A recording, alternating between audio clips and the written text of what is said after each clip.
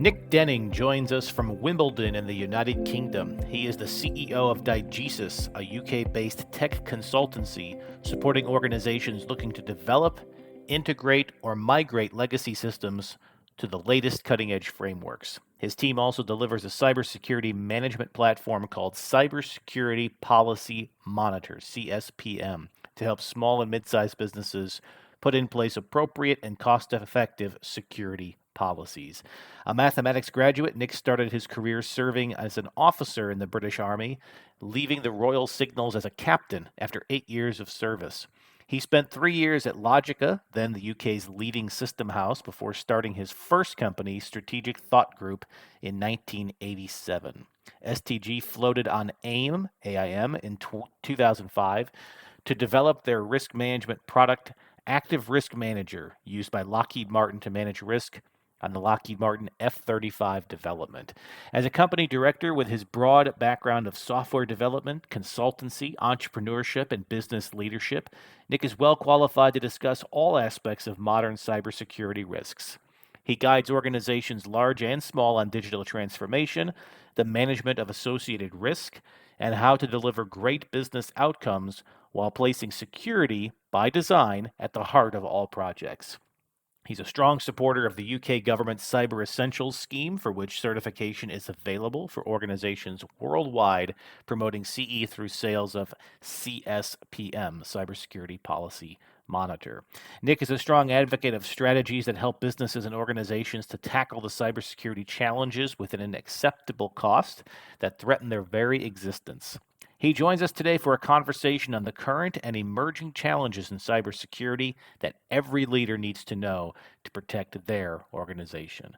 And with that introduction, we welcome Nick Denning to the program. Good afternoon, Brian. Thank you very much indeed for inviting me to do this. I'm really looking forward to it. Who are the most prolific cyber criminal networks that you see attacking businesses, whether in Europe or the United States or around the world? And where are these threats originating from? So that is a very good question.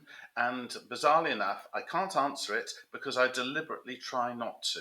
I don't go anywhere near the dark web. I don't go anywhere near looking at the specific actors because I might pop up on their radar and become a deliberate target.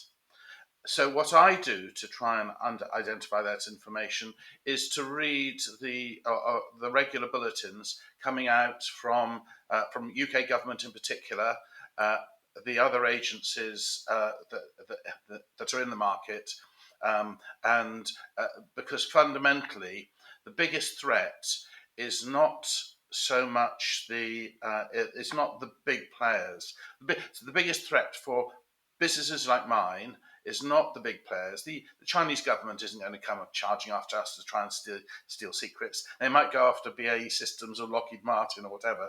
The people that are attacking us are probably the people who aren't deliberately attacking us. They're putting stuff into the wild. They're nasty, horrid little fraudsters who are just trying to steal something, steal money, or steal something that they can sell. And there are thousands of them around, all practicing a range of horrid little cyber-enabled crime or cybersecurity attacks. When you think about how many there are, that almost is scarier in some ways because we know that there's probably a relatively limited number of truly sophisticated networks, and many of those may be government funded, but there's an unlimited supply and probably new fraudsters every day coming online. What are some of the most common tricks of the trade that you see that businesses need to be aware of? That whether you're the newest fraudster online or you're a 10-year veteran, they're all using certain common tricks.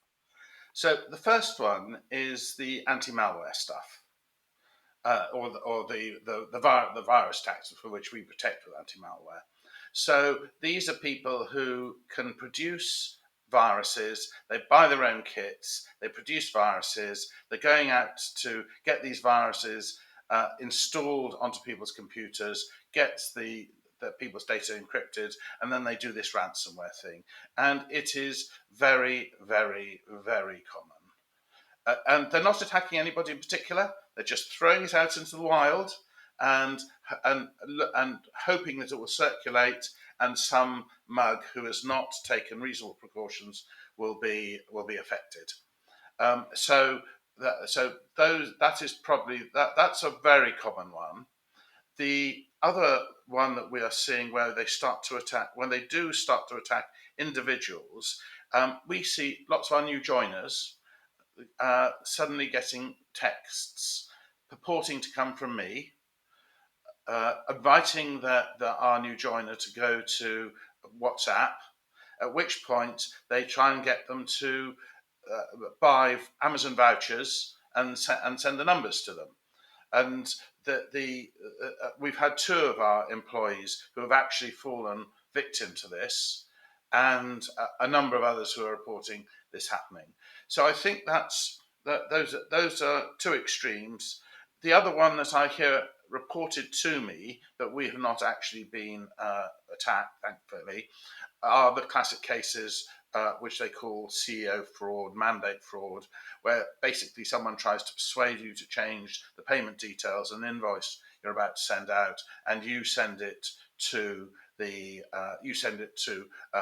criminal's bank account. If we take a pace back, other sorts of things we start to hear about are a friend of mine's father had 90 grand emptied out of his bank account, and the criminals had probably done something like stolen letters out of his postbox, applied for a change of address or forwarding of email to another address, then set up an identity, set up different bank accounts, persuaded the banks to change the details, and then emptied this old boy's bank account. And the really frustrating thing was, in that case, that the postie was walking past the house every day saying, "I can see the bloke in there. Why is he not? Why am I not? Why is his mail being diverted? There's something wrong here. There must be something wrong here." But he didn't do anything about it because there are parts of our community that fail to react and look after each other. A lot of these sound like the equivalent of crimes of opportunity. If we were in the real world, if we were in the physical world, pickpockets were always just looking for the easiest target. Somebody that they thought they could get, and they wouldn't even know it for 20 minutes that they'd already been robbed. This is sort of the digital equivalent of that. Um, when you're a small business, especially, and you're just getting started, maybe you have only a couple of employees, but your entire business is online, it's web based. I think there's an instinct for people to trust some of the security measures that they more or less purchase from whoever's hosting their website, or perhaps if they have a web developer who set up the basic bones of their site, that there has been some protection put in place in that process. And I think sometimes that is a false assumption. So for the entrepreneur out there who's maybe in their first 6 months of business and it's a very digitally based business, what are some of the things that they absolutely must be thinking about from the very first day they go live online? So the very first thing is actually the scenarios you've just described probably are better than trying to build it yourself. So there is a degree to which, if you rely on Office 365 or your cloud accounting system or, or your HR, your online HR system, that is probably a more secure and better platform than trying to build your own. And probably now most people wouldn't try and build their own, but you never know.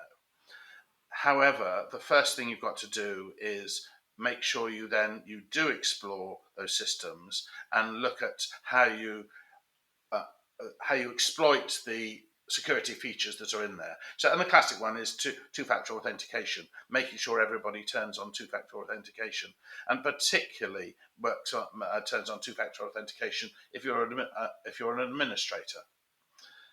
What's another one? Another classic one is everybody goes and buys their own laptops.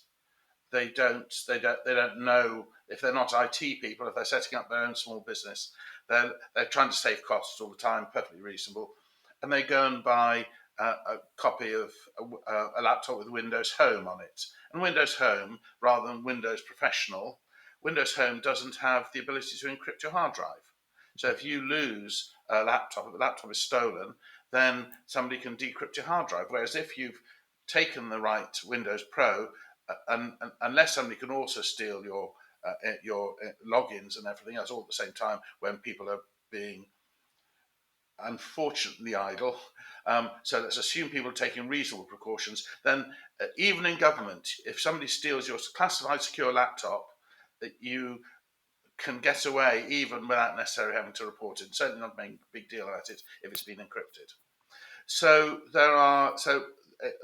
go for reputable vendors who have got a massive reputational risk if their basic platform gets hacked. Use those basic platforms properly. Where you have to buy IT, do a little bit of research to find out what best practice is. But the most important thing is your people. Your people are the strongest, are their greatest asset, and also your potential for your biggest weaknesses. If you don't train them, and if you don't create a sense of awareness in everything they do regarding security. What have you found is most effective in training your people? I feel like those of us who work either in large companies or medium-sized companies or small, we get inundated with the training, and hopefully that is sinking in for some.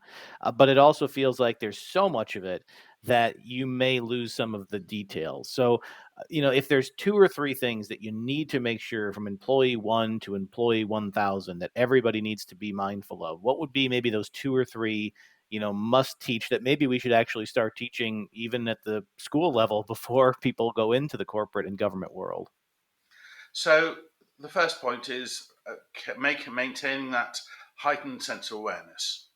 So in our company, it's a light-hearted activity, but if somebody walks away from their laptop and doesn't press Windows L and blank the laptop and freeze the screen, then it is acceptable for anybody else to go in and load up a pretty horrid and unpleasant and very obvious background, and it reminds people that they have broken the system, and that could be a very in other scenarios that could be a very damaging thing if they did that and went when they're in Starbucks and went off to the loo and left their laptop. And could anybody be as stupid as that? Well, but hopefully not. But the first thing is maintaining that sense of awareness. The second thing is you have to have an audit, because if you don't audit, then there's no mechanism for catching, and therefore nobody ever bothers because there's never going to be any downside. When you think about the liabilities, it feels like this becomes a big issue after the fact. So a cyber event has happened against a company, perhaps customer data has been leaked, and now we're off to the legal races and to the courts to determine, first of all, can we find who did it? If we can or can't, is the fault on the side of the company for not having sufficient cybersecurity protections in place? Talk to me a little bit about what you have seen from your clients or even the industry trends about where the liability is falling in these cases where your customers' data is exposed, and how businesses need to think about mitigating even not just the risk of actual cybersecurity and the technical protections to put in place, but the legal protections and what they need to be talking to their legal professionals about. So that is a fascinating and very broad question, and I need to try and break it up into bits. Let's do So it. the first bit is if you're talking about SMEs, there are statistics which suggest that any SME that is hacked or only about 65% of all SMEs that are hacked go out of business within a few months.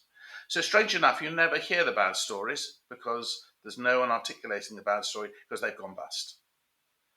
In the larger businesses, the there are groups of lawyers, groups of accountants trying to offer professional services to help larger businesses put in place the appropriate frameworks so that they are trying to do all the right things up front, and they have also then got a reasonable risk management framework and good business continuity, disaster recovery, incident management plans in place. However, it's perfectly possible for small businesses to follow those models and just to get the directors around the table one afternoon and say, or get the relevant people around the table one afternoon and say, okay, here is a trial scenario. If we let's a hypothetical situation, we've just discovered that we've been £100,000 has gone from our bank account. What are we going to do about it? Or so create a hypothetical situation and do a desktop exercise to work out how one is going to address that situation, and that will hopefully throw up weaknesses in one's security policy, which one can then address and minimise the risk. However, it's too late. Uh, Once you've been hacked, it's really too late. And the point is, the impact on small businesses is really grim. And there are very reasonable and cost-effective mechanisms that small businesses can put in place at relatively modest costs to minimize to show that they are exercising best practice, which by definition, therefore, if they're exercising best practice, minimizes the risk of them being attacked. And it also means that if they are attacked and the regulator were to come after them, then they could demonstrate that they've been doing the best they possibly could. And therefore, the risk of fines and all the rest of the stuff descending on you is mitigated. But ultimately, if your company has lost a customer's IPR, that's the end of your business, because no other company is going to come. If you're a legal firm and you've lost the company's IPR, no other company is going to come and do business with you once that gets out. And all these things, all these fines are published, and it's a criminal offence if you know you've been hacked and you don't report it. So you're damned if you do and you're damned if you don't. So the real piece is to get started, do a little bit to start off with, and progressively improve your defenses. So let me pause for a moment on the recovery part of it, because I think what you said earlier is bearing repeating, that basically 2/3 of small businesses that are hacked do not survive the incident, which really drives home the critical point of prevention in advance. Because my next question was really going to be about recovery. And I think that that may be more of a large business question, because it sounds like recovery isn't an option for a lot of the smaller businesses. So let me focus in on the small businesses that do survive, the 1/3 So, that make it through. Brian, could I just first comment? There's a lovely phrase. Churchill said, "I only believe the statistics I made up myself."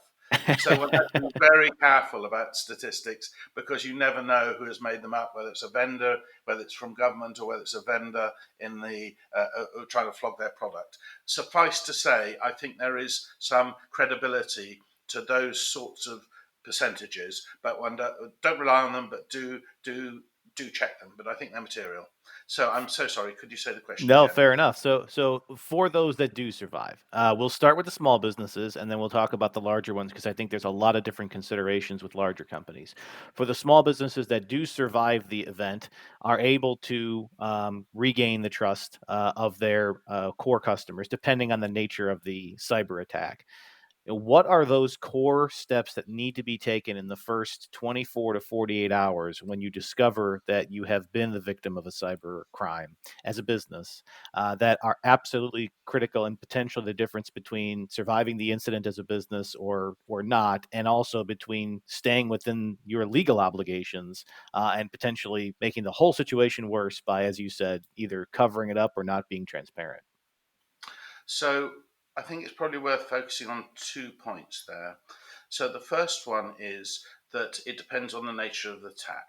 So if the attack is ransomware, then there's probably not been any data stolen, and therefore the reputational impacts of losing people's very valuable data and your liabilities and obligations to the people whose data you've held, who are now who might now be attacked themselves, it doesn't exist. It's more the issue of getting yourself back into business and recovering your data.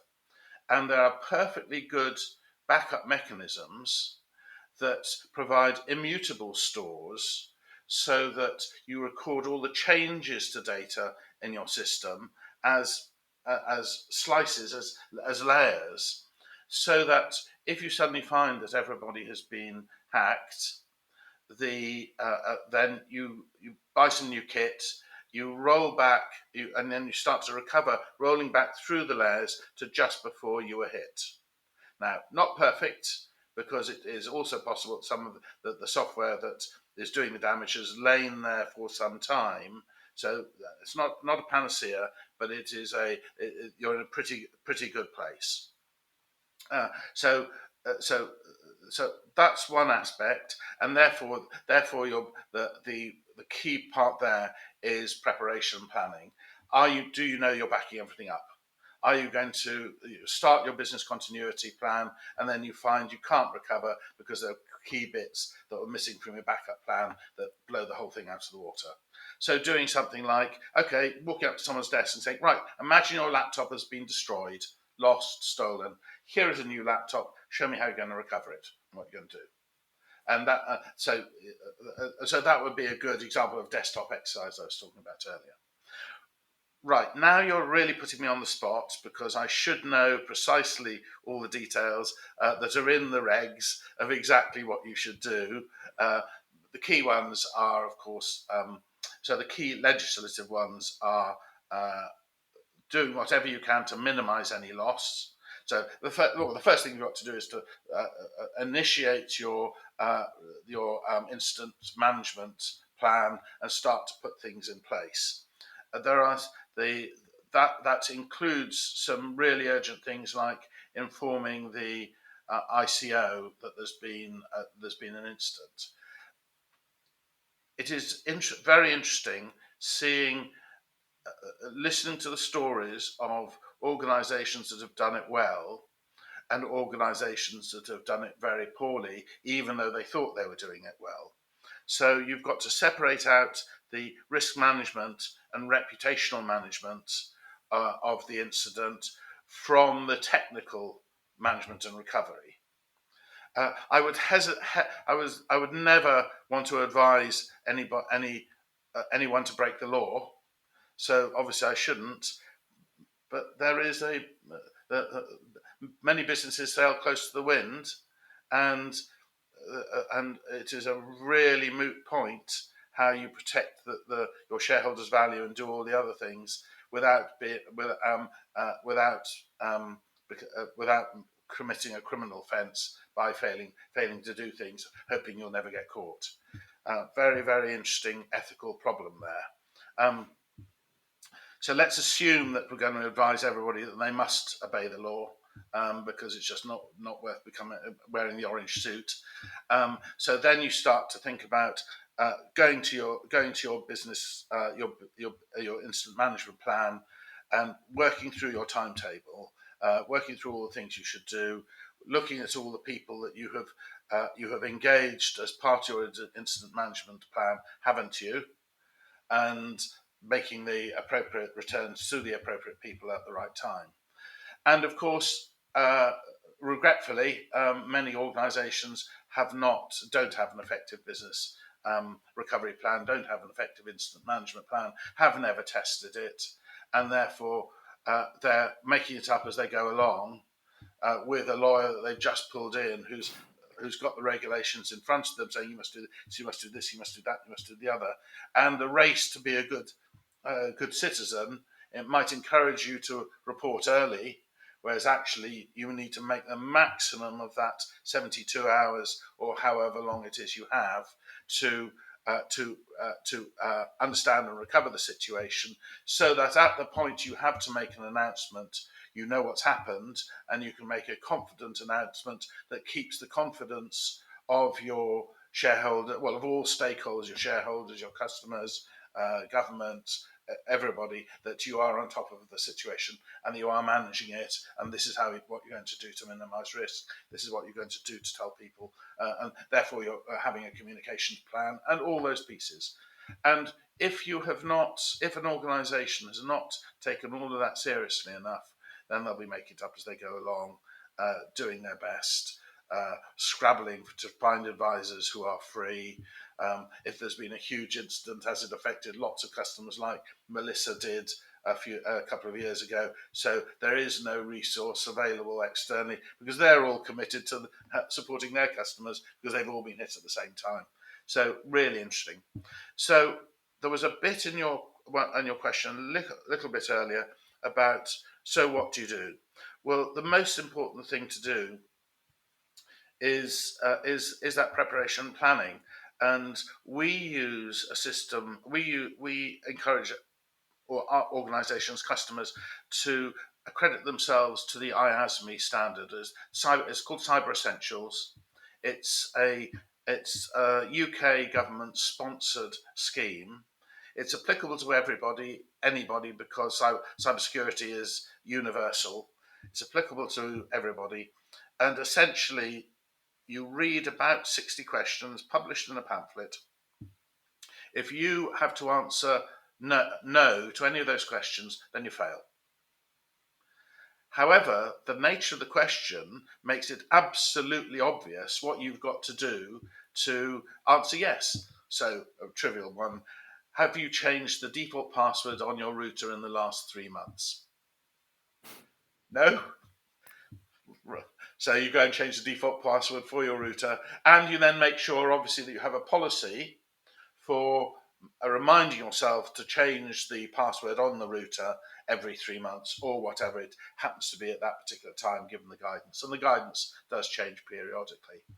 So that is an incredibly simple and straightforward mechanism for any small or any organization, but particularly small organizations, to follow to give themselves a reasonable level of security, and most important, to give them a balanced level of security. I warn people when they're trying to think about their security: don't go to the product vendors, because the product vendors will be competing for your money as a business owner with everybody else. So they will want to sell you 28 bucketfuls of their product, and their product might do one thing, but you actually need 6 products. And if you've got to buy 6 products, you might need to go and buy a modest amount of each of the 6 products rather than spend it all on the all singing, all dancing super duper version of vendor A. And I liken it to saying, go and build a 4-foot wall around your house. That provides a level of defense that could be jumped over. A 4-foot wall is not an insurmountable barrier by any means, but most of the criminals will be going along and saying, soft touch, light touch, all those ports are open, all this, I'll just go for them. And they'll ignore the businesses that have taken even just modest and reasonable measures. They won't bother attacking them because they can attack 10 other companies in that time frame. And by putting that 4-foot wall in place, everybody can see the 4-foot wall, they can understand the implications. So once everybody else is starting to think about getting their 4-foot wall in place, you're already designing your 6-foot wall, and so making sure you're always ahead of the game. And there is an additional standard that published by IASME called IASME Assurance, and it actually has 2 levels. And by the time you've passed those, you are pretty much ISO 27001 accredited.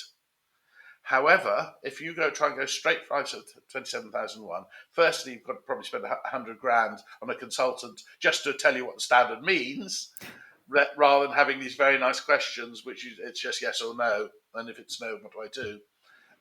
And you can start to put things in immediately, and you've got these different levels of accreditation, so everybody can see you're making progress and you're doing stuff, and the business is getting progressively more secure, rather than setting the standard so high that it takes forever to get there and you never do. So there's a couple of things I want to go back to that you'd mentioned earlier, but on this theme of recovery, I do want to ask about what you mentioned earlier. There's a difference between the technical recovery and then your reputational and your risk, and literally how do you communicate to your employees, your customers, your government regulators. And this has always been a tricky one for me to think about because you don't always know immediately the extent of what has happened. And so when you communicate, you always want to be crisp, clear, and as transparent as you can be, but you also don't want to leave this big open-ended, we know something happened, but we don't have the full details, which just makes the situation exponentially worse. So the first part of the question is, in most of these incidents where there is a requirement to notify either regulators or the public, how long does it take to really understand the extent? Is it something that you know in the first hours if you have experts on staff, or does it often take days to truly get a grasp of what has happened to you? So let's start with that first part of just how long does this take for a common, whatever you can think of as the most common of the cyber attacks? I'm very sorry. That is a how long has it been a string question. It's impossible to answer, and it's impossible to answer in so many different dimensions. So you were hacked 2 years ago, and you don't know. Mm. So how long does it take you to find out? You don't know. And I'm intrigued that there are people I know in working in businesses who have been rung up by the law enforcement agencies and said, "We can see you've been hacked. We can see your data on the dark web," and that's the first they know about it.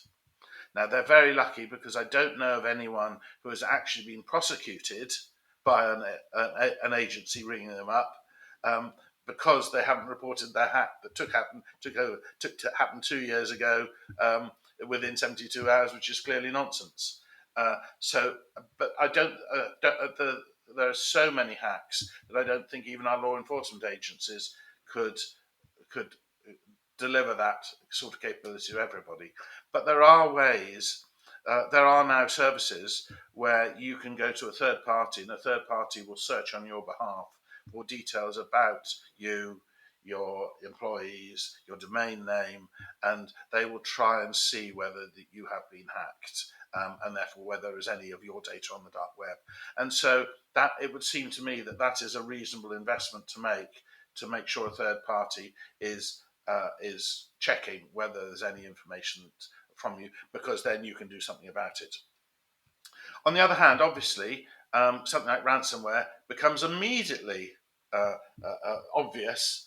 Somebody's typing away, and then all of a sudden a screen pops up with those horrible things, and you've got to put 1,000 Bitcoin, send me 1,000 Bitcoins. So that's immediate.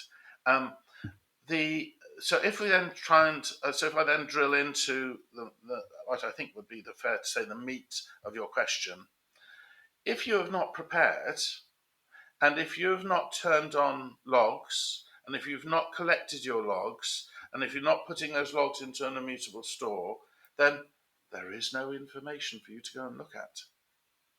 So part of the being having an effective plan is making sure you've done all those things that are in those questionnaires that I was referring to earlier on, that have turned on logging. You can see the details of all the administrator commands being run on that system. They are copied into an immutable area, so you have got something for your forensic team to then come and look at. Because if you haven't, you may be completely at sea and may not be able to tell. So, which then brings us back to it's all in the planning.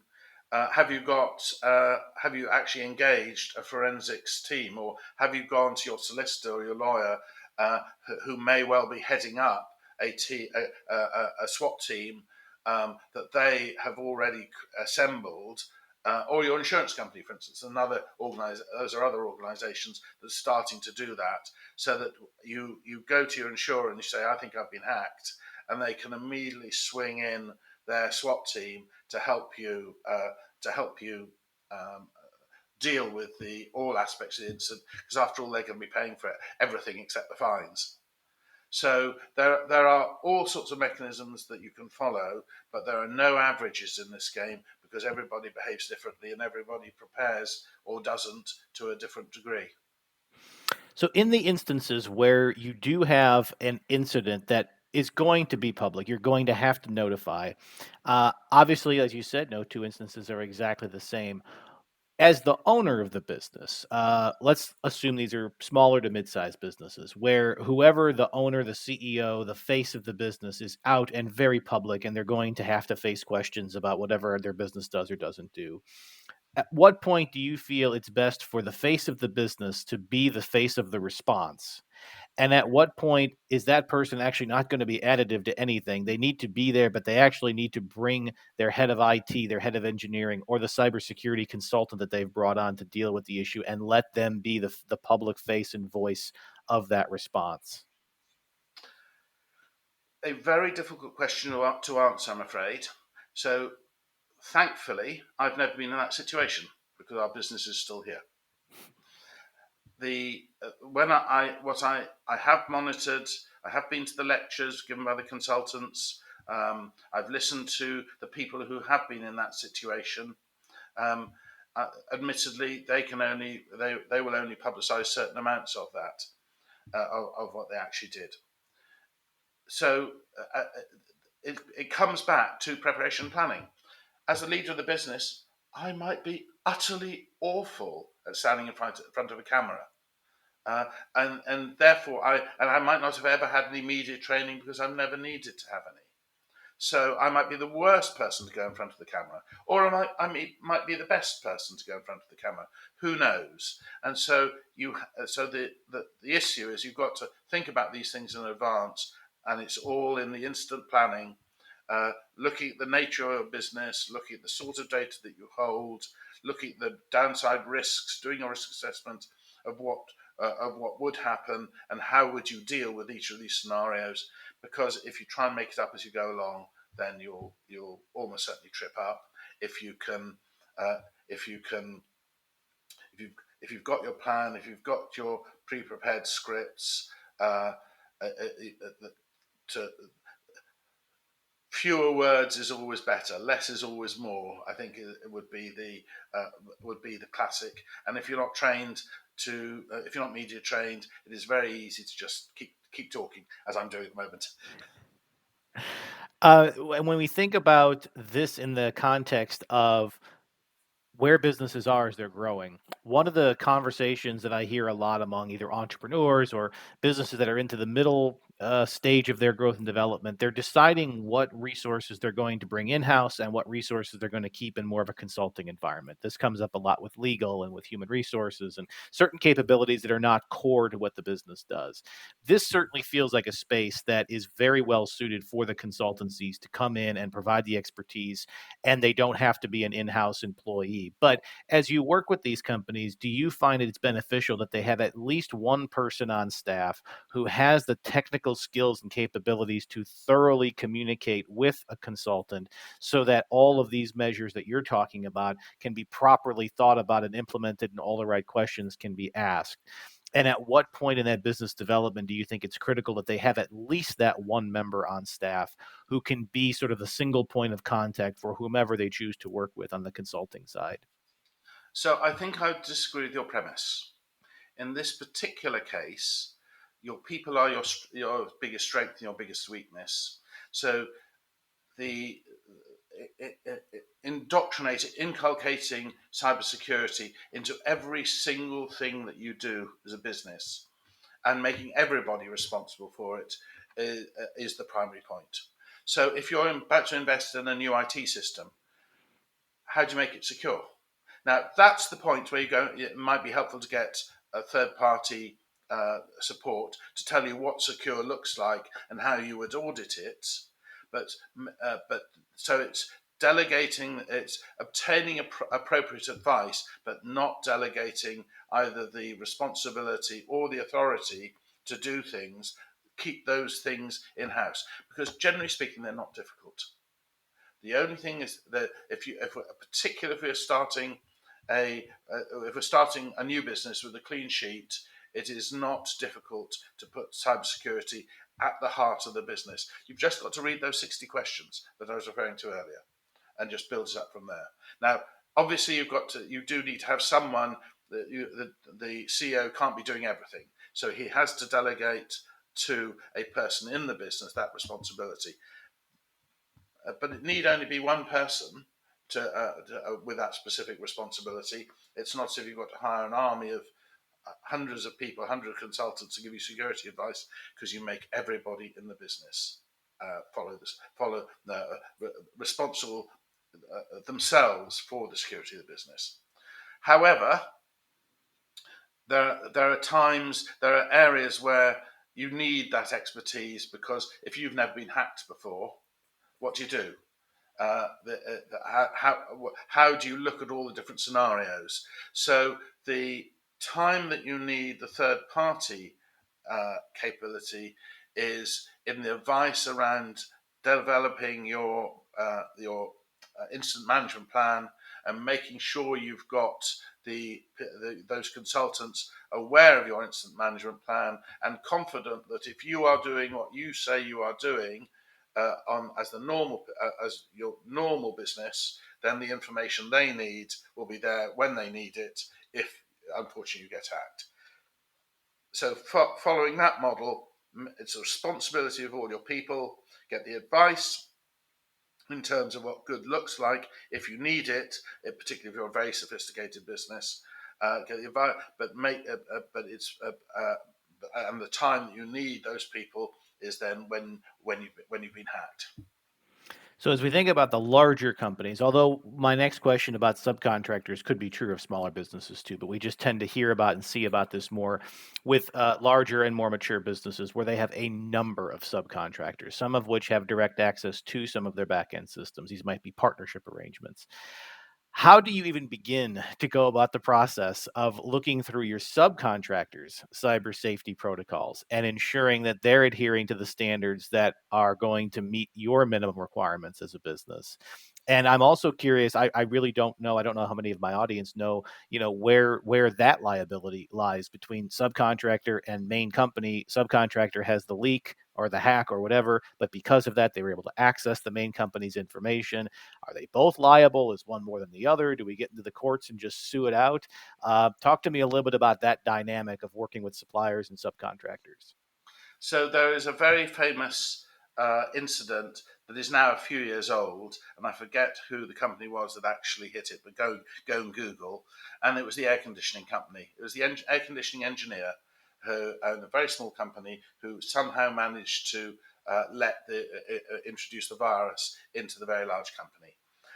So it's everybody's responsibility, and regardless of who actually caused it.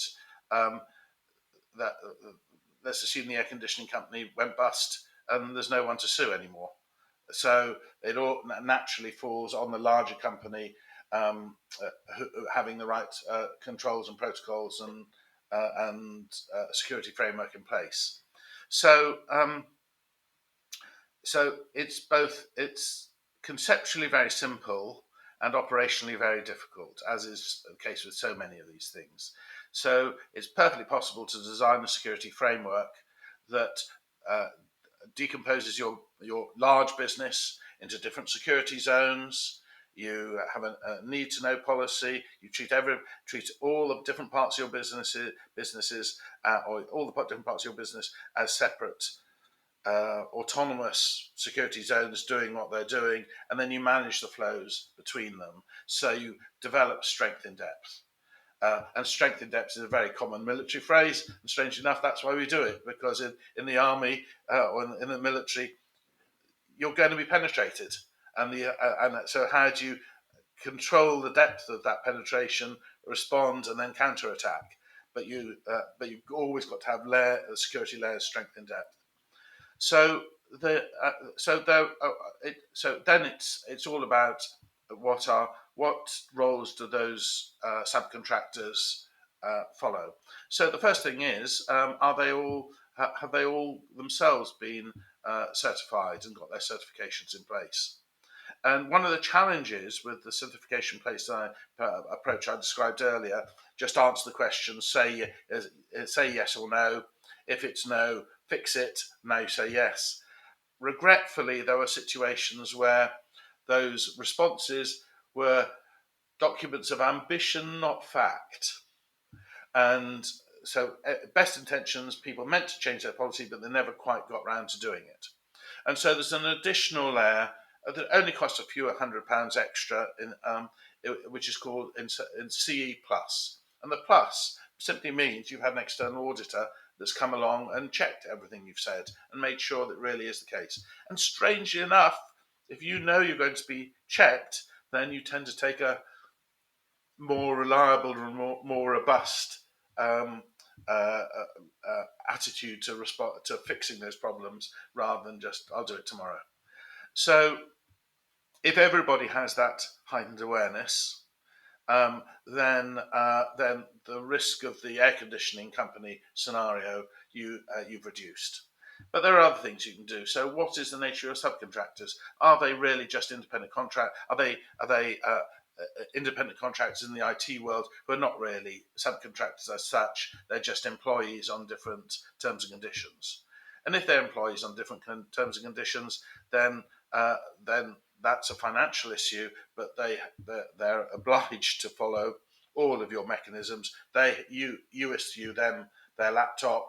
It meets the same security standards as you've got, and you impose on them all the technical obligations of an employee. And therefore things like, and so the only thing that then is a little bit more difficult is background screening. So have you vetted everybody, and are all your subcontractors appropriately vetted to having a criminal records check? Or there are about 3 or 4 levels of checking you can put in place just to make sure the person you'll bring into business hasn't got a criminal record. And and then we get into all the employment rules. But they're reasonable measures that you are allowed to take under those circumstances. You just could follow the law. Um, on the other hand, if you are someone like a manufacturer in the government military space, a BAE Systems or a Lockheed Martin, and I haven't worked for those companies for a long time, um, but I have a lot of friends in those environments. So the defences all of the subcontractors to all of those companies have to put up. They've got to be almost as good as BAE Systems, and then within those organisations, then it's all strength in depth. Need to know, keep the details of this fighter jet over here, and assume the rest of your company is a third party, and they just can't get in. And so you build that strength in depth. So I'll just summarise. So it's make what are the terms and conditions? Make sure you vet your staff properly if they are effectively employees on another, just on different terms, and apply those terms to them. If they are the legitimate businesses, then you've got to go through a vetting process to make sure they are cyber secure if they're going to have any access to your systems. And of course, you mustn't forget about the physical security, making sure everybody's got passes, making sure you've got the appropriate goods in processes, that you don't let people into your building, all that stuff of old security, which is just as good a way to introduce cybersecurity into a business by a backdoor. A couple of final questions. Critical infrastructure has been a topic around the world where there are private companies that provide essential services that just keep societies running. Here in the United States, one of those key topics has been around the electrical grid, from the suppliers of electricity to the transmitters and ultimately down to the neighborhood level. And here, that's generally a privatized industry with a regulatory framework.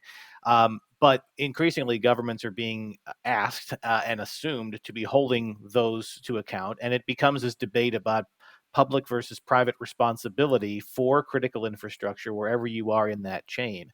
I'm curious your view on if you think governments and regulatory agencies are actually keeping up with the latest trends and threats, and if they're doing a good enough job around the world of advising the businesses who provide some of those critical services about what they need to be looking out for, um, by not assuming that they know and not necessarily assuming that they're doing it. So that is a really interesting question. So the Cyber Essential scheme that I talked about a moment ago um, had its inspiration in GCHQ, we are told. So our equivalent of NSA. I think so it has it's started there. Obviously, organisations like that have to be very cute about the information they do that they do release. So we are now buffered by two layers. So we've got GCHQ, who were the inspiration. Then we've got our NCSC, National Cybersecurity Centre, who buffer and monitor have a bigger citizen facing, business facing role. And then we have IASME, who is the organisation that actually sets the standards and does the work that turns it into something real for for the individual people and businesses. So I think you can see that government, the appropriate parts of government, who probably had access to the most interesting stuff and really truly understand the threats, have developed a mechanism to enable appropriate information to flow out to help businesses protect themselves. And by businesses, we effectively mean all the rest of government who are not inside that tent. So I think we would have to acknowledge government as doing a great job in this space. And indeed, in the UK, David Cameron started this initiative around about 2011, 2012, by saying he wanted to make the UK the safest place to do electronic business. So if I then start to talk about the critical national infrastructure, it's exactly the same. I would look at it as exactly the same as warplane builders who are acting for government and have incredibly important secrets to protect and capability to maintain. So exactly the same level of scrutiny, exactly the same level of audit, the heightened levels of standards should apply, and I think do apply. So that as you start to move into those organisations, if you want to be invited in to contract with government in anything that is sensitive, you have to meet a much higher level of accreditation to be able to do so. So I think we're in good hands there. In terms of every single business, I really can't comment. Of course. I can't comment because I don't know, I'm not exposed to it, other than to say actually the UK is very robust because some of our systems are so old they've never been wired up. And people that do have the problems are people that, I'm told, have problems. Countries such as the ex-Soviet bloc countries who have completely re-engineered their systems in recent decades and have used modern technology, which is now more vulnerable. So UK is actually in a really great place, and I suspect America is probably in a similar situation because you've been at it for just as long as we have. Interesting. Last question. I always like to ask our guests to look into the future and to see trends that you may be hearing about or seeing about now that you think could be a bigger topic in the months, weeks, years ahead that we all as an audience should be thinking about or at least perking our ears up to listen for. So, look into your crystal ball. What is happening in the cybersecurity space internationally, nationally, locally, business wise that maybe isn't getting a lot of press today, maybe hasn't been talked about a lot, but you have that sixth sense being in this business for a long time that it's going to be a topic of the future. So the things that we are doing right, we are doing very well. The thing that is not going well is that there's still too many businesses put their head in the sand. It's not going to happen to me, and it is quite ridiculous, given the level of threat, how many organisations are still in that place. We ran across an organisation the other day that somebody lost their laptop and lost all their accounts. hadn't even backed up their laptop. It's a very small organisation, no names, no petrol. That you almost shouldn't be allowed to be in business if that is the state. And in this, and in that particular case, it was a failure of the computer. So they lost the data. You're not even allowed to do that in GDPR, because if you lose the data, you might not be able to deliver the service you've contracted. So you're vulnerable there. So, and because there's amazing technology out there just waiting to be turned on, it is perfectly possible for any organization to start up a business and make themselves reasonably secure. Get that 4-foot wall round the house. Make sure their protection is better than anybody else's, so they're protecting their business because they're less attractive to go and attack. So we've also got the quantum computing stuff. So with quantum computing, the threat is that all that data all those petabytes of data being stored all around the place, that is completely encrypted and you can never decrypt in 28 million years. All of a sudden, quantum computing is going to suddenly come along and brute force attack all the data that governments have been protecting themselves, and all of a sudden they find all their secrets are exposed. Is that really going to happen? I'm not sure, but it's a material threat, I think. So the actual really interesting one is ChatGPT and all the things that come from the AI space. Now, I did my first AI project in 1983. Very, very interesting. I was a Prolog programmer for about a year. And Prolog was fascinating because you can't test it, because with Prolog, data and program are the same. And so the program can change itself. So how do you ever test that? So how do you ever make it safe? Really interesting. Let me stop there. However, so there's artificial intelligence has been around for a long time. A few years ago, we had what IBM's Watson and Deep Blue, and being able to beat be the best chess player in the world and all that sort of stuff. But it never became commodity. And so you had to be a nation state to go and acquire the size of computer that you needed to acquire to do that sort of stuff. And all of a sudden now, was it November? Since November, we've suddenly got ChatGPT, and it is amazing. So I haven't asked the question. What's the most effective cybersecurity attack I could perform on somebody? Because Google is probably the same sense that can they track my query the same way you can track Google queries? Not exactly a sensible thing to do, but what is ChatGPT going to be able to do in those terms, and commoditize the ability to do cybersecurity attacks? Just doesn't bear thinking about. So I think that issue about AI is a really worrying one, and therefore the letter written by the great heads of our industry a week or two ago is a very moot point for discussion. Then the other part of it is actually identity. Why should somebody have the right to do something anonymously on the internet that they can't do standing up in the street?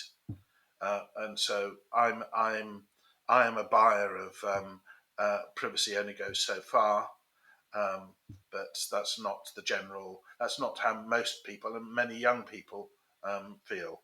So it's their problem to solve, I'm afraid. But with anonymity gives you the opportunity to do awful things and not be found, not be caught. So why should you have the right to do that? I don't understand it, but there we go. It was great. That's probably 4 episodes that we could do, one on each of those things that you have in mind looking forward, so and maybe we'll be able to do that. You've been very generous with your time.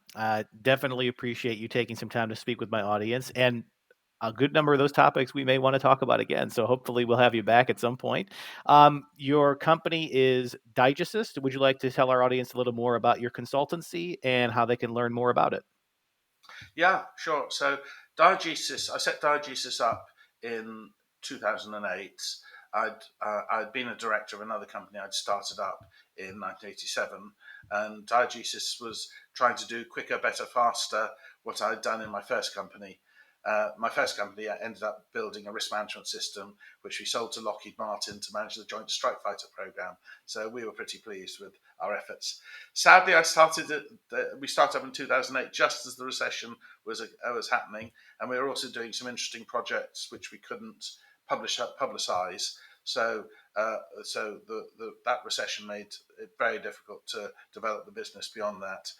Um, I was an expert in the Ingress relational database product. Many of you will never have heard of that, but we used to compete. Ingress used to compete with Oracle, who everybody will have heard about. A very successful Larry Ellison's MiG-29 or whatever it is he flies around on the spoils of his amazing corporate successes. So this our database stopped really being sold, but as it was such good technology that it carried on being used. And all of a sudden, all my contemporaries who've loyally stuck with all those firms have are now starting to retire or die.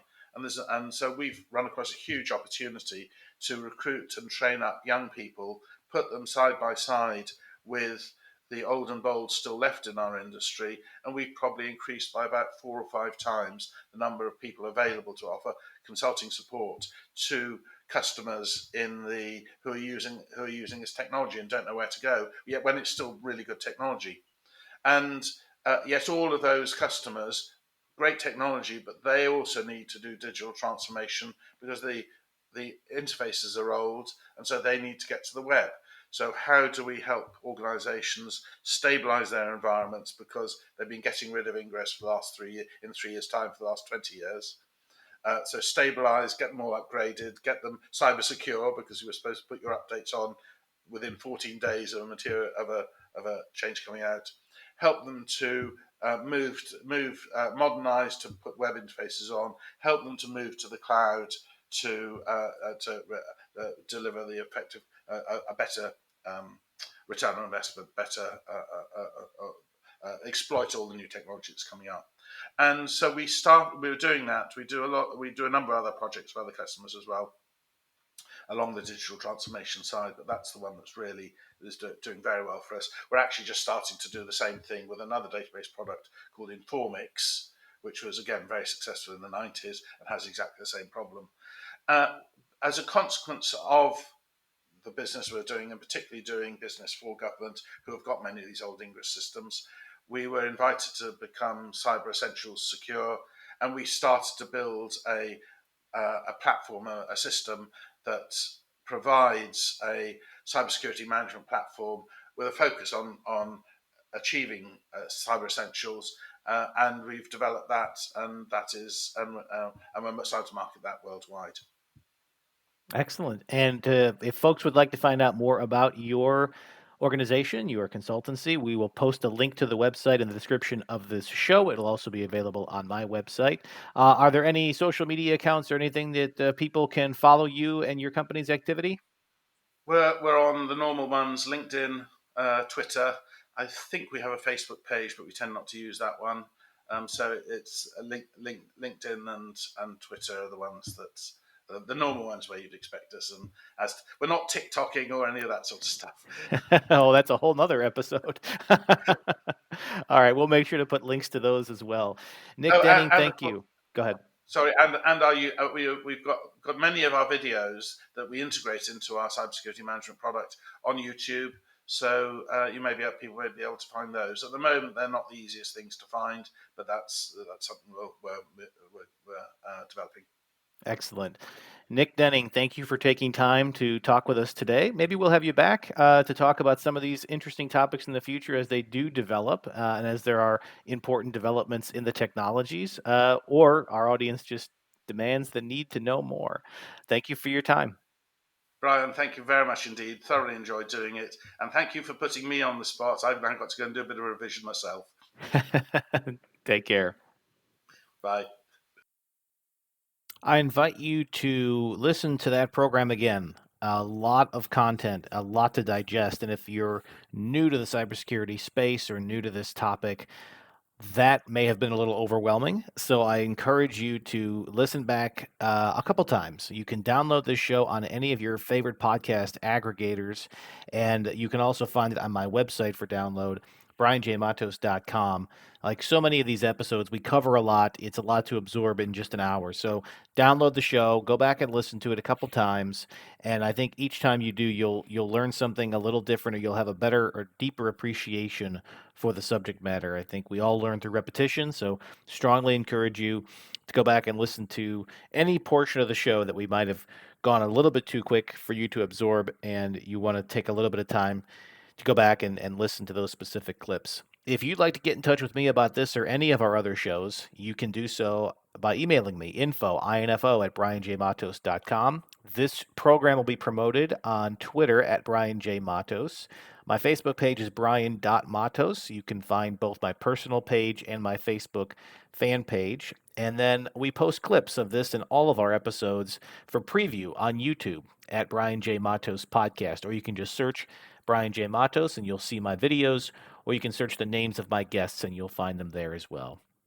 Quick preview of what's to come. Next week, we'll be joined by Glenn Somerville from Canada. We're going to talk leadership, entrepreneurship, and the skills that it takes for young leaders to take on increasing roles of responsibility in 2023. We covered a lot of ground on that particular topic. So if you have sons, daughters, friends, peers who've been looking for this kind of conversation about the stresses and strains that young leaders are under in a rapidly changing corporate environment, I think you'll find that fascinating. And Glenn approaches it from experience and has a lot of firsthand experience and has been consulting and guiding many business leaders throughout the world. So, strongly encourage you to come back next week to get that episode. And then in 2 weeks, we'll be joined by Bradley Sherman from Washington, D.C. Bradley is going to talk with us about demographics. He's a demographic futurist in many ways, looking 20, 30, 40 years down the road at what the world is going to look like and the implications that's going to have on everything from geopolitics to economics to our healthcare schemes to our workforce and the trickle down effects that it can have on public policy, both in the United States and around the world. So, great guests coming up.